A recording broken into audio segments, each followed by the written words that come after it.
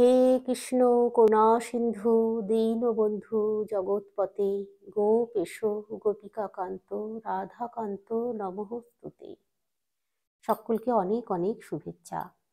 আজকে যে বিষয়টা বলবো, দারিদ্রতা আপনাকে ছুঁতে পারবে না, কি করবেন জেনে নিন আজকের এই ভিডিওটায়। সম্পূর্ণ ভিডিওটা সঙ্গে থাকবেন প্লিজ।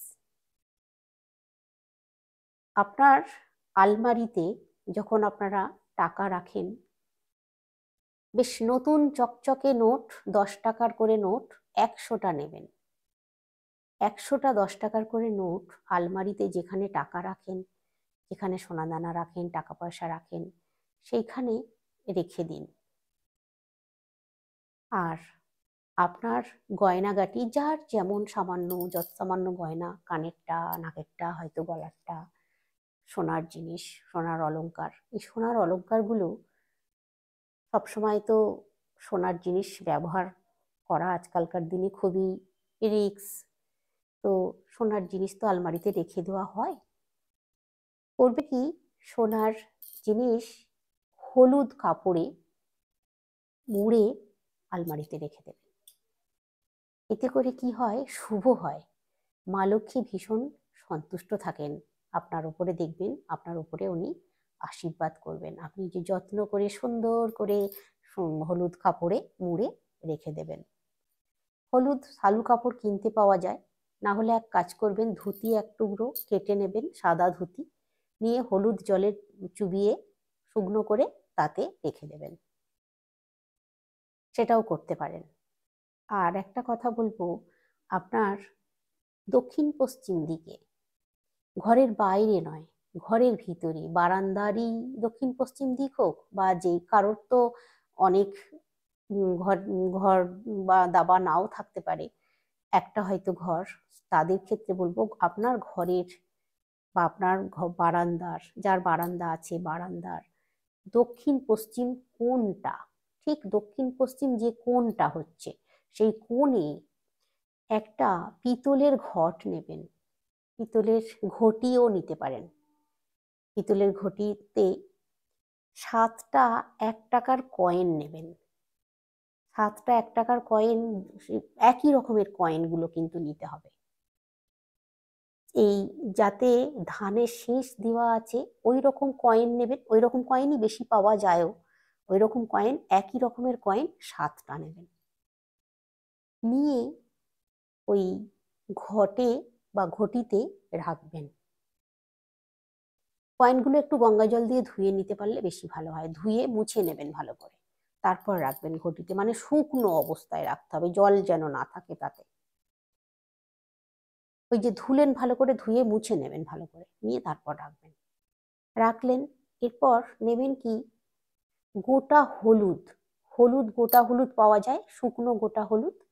ওই গোটা হলুদ যদি ছোট ছোট টুকরো, 7টা টুকরো নিতে পারেন, 7টা ছোট ছোট টুকরো যদি পাওয়া যায় নেবেন। আর না তো একটা গোটা, একটা কি দুটো হলুদকে ছোট ছোট টুকরো করে নেবেন, জাঁতি দিয়ে কেটে, বা আপনারা যেভাবে কাটতে পারবেন কেটে ছোট ছোট টুকরো করে নেবেন।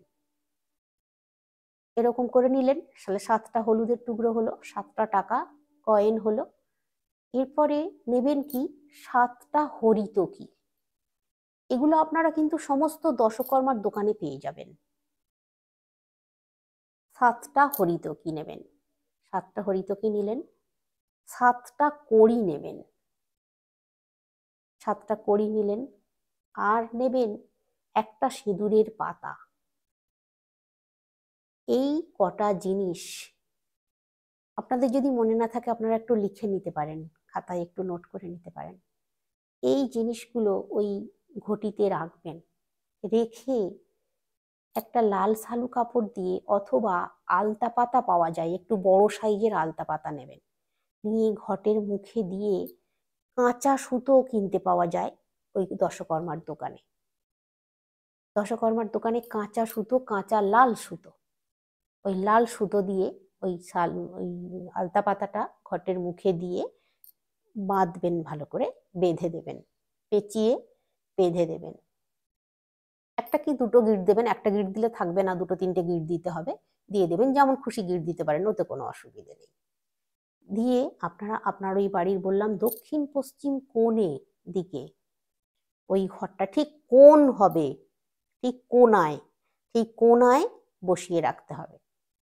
কোণায় বসিয়ে রেখে আর ওইখানে বসে একটু বিষ্ণু ঠাকুরের জপ করে নেবেন। বিষ্ণু ঠাকুরের একটু জপ করে নেবেন। হরে কৃষ্ণ মন্ত্র জপ করতে পারেন, তাহলেও চলবে। 108 বার যদি জপ করতে পারেন খুব ভালো হয়। হরে কৃষ্ণ মন্ত্র 108 বার জপ করে নেবেন।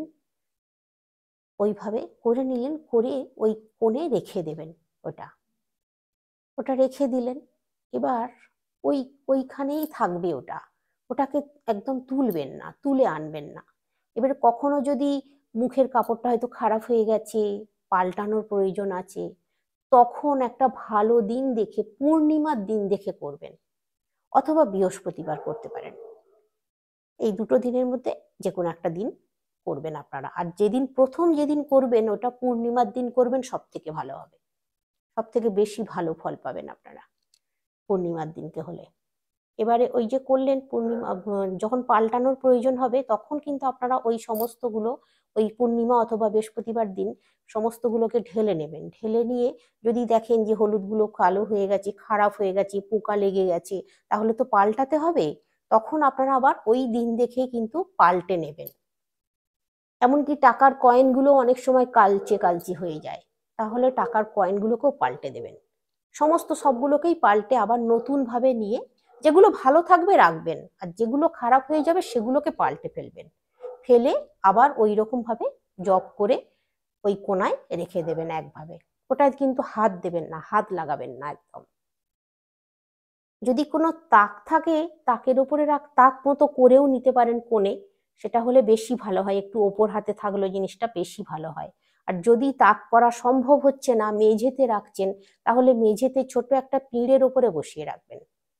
ওতে যেন ঝাঁটা না লাগে, ঝাঁটা নেতা যেন না লাগে, একটু খেয়াল রাখতে হবে, বা কারোর পা লেগে যেন, বাটা যেন না লাগে। সেই জন্যই বলছি যদি কোনায় একটা র্যাক করে নিতে পারেন তাহলে সব থেকে ভালো হয়। এটা যদি করতে পারেন জীবনে কোনোদিনও দারিদ্রতা আসবে না। সব সময় দেখবেন আপনার ঘরে টাকা পয়সা সব সময় মজুদ থাকবে। যা কাজ করছেন সেই সমস্ত কাজেও সফলতা পাবেন। এটা করে একবার দেখুন। তো এরকমই আরো অনেক কিছু জিনিস আছে যেগুলো আগামী দিনে আপনাদের সঙ্গে আমি শেয়ার করব, আরো বলবো, অনেক কথা আছে। একটা ভিডিওতে সবকিছু বলা সম্ভব নয়, কারণ সকলেরই সময়ের মূল্য আছে। তো সেই সকলের কথাই মাথায় রাখতে হয় আমাকে। সেই কারণের জন্য ভিডিওগুলো আমি খুব বেশি লং করতে চাই না, ছোটোর উপরেই ছেড়ে দিতে চাই। হ্যাঁ, একটা প্রশ্ন আমাকে অনেকেই করেছেন যে আপনার ভিডিও কেন আচমকা মানে হয়ে যায়, বন্ধ হয়ে যায়। তো হ্যাঁ, এটা আমিও খেয়াল করেছি, আমার ভিডিওটা আচমকা বন্ধ হয়ে যায়। কারণ কি জানেন, আমি ভিডিওর সময়টা বেঁধে দিই যখন আমি ভিডিওটা করি। আর আমার কথাগুলো হয়তো সেই সময়ের পর্যন্ত মানে বলা হলো না, আরো কিছু কথা থেকে যায়, বলে ফেলি, বলি, কিন্তু সেগুলো আপনাদের কানে তো পৌঁছয় না, তখন ভিডিওটা কেটে যায়, মানে সময়টা কেটে যায়, অফ হয়ে যায়। তো এই জন্য এই সমস্যাটা হয়। তো আমি চেষ্টা করব আগামী দিনে যাতে না এই জিনিসটা হয়, আমি চেষ্টা করব। আমাকে অনেকেই এই প্রশ্নটা করেছেন। তো সকলে অনেক অনেক সুস্থ থাকবেন, অনেক অনেক ভালো থাকবেন। আজকে আসছি।